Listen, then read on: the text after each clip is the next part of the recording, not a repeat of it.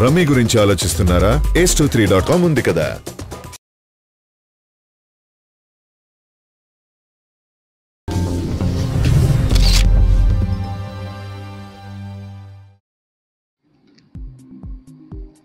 చలపతిరావు సుమారు 50 సంవత్సరాల నుంచి తెలుగు పరిశ్రమలో రాణిస్తున్నారు.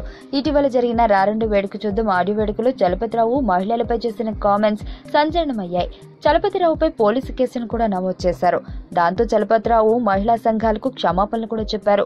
అంతేకాదు తన తోటి నటీనటులు కూడా ఆయనను నిందిస్తున్నారు. దీని కారణంగా మా అసోసియేషన్ వాళ్ళు మెంబర్షిప్ నుండి తొలగిస్తున్నట్లు చెప్పడంతో చలపతిరావు మానసికంగా కృంగిపోతున్నాడు.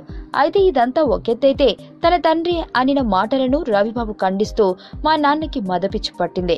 ఆయనను ఏం చేసినా తక్కువే, ఎందుకంటే మాకు చిన్నప్పుడే మా అమ్మ చనిపోయింది. ఆయన పెళ్లి చేసుకోకుండా మమ్మల్ని చదివించి పెంచారు.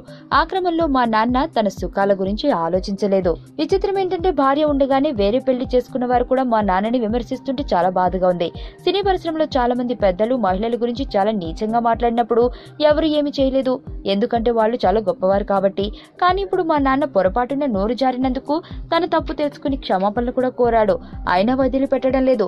ఇలాంటి కామెంట్స్ తో ఈ వయసులో మా నాన్నని మానసికంగా చంపడం కన్నా శారీరకంగా దాడి చేసి చంపేయండంటూ ఒక కొడుకుగా రవిబాబు తన బాధను వ్యక్తం చేశాడు. నా పేరు ధనుష్ రిషి. అందరూ ముద్దుగా దరి దరి అని పిలుస్తుంటారు. దేవుడికి నా పైన ఉన్న క్లారిటీ, నా బ్యాడ్ లక్ ఉన్న గ్రావిటీ నాకు చిన్నప్పుడే అర్థమైంది.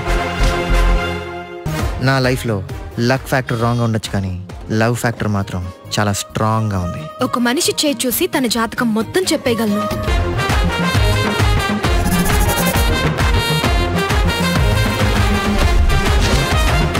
Coming soon.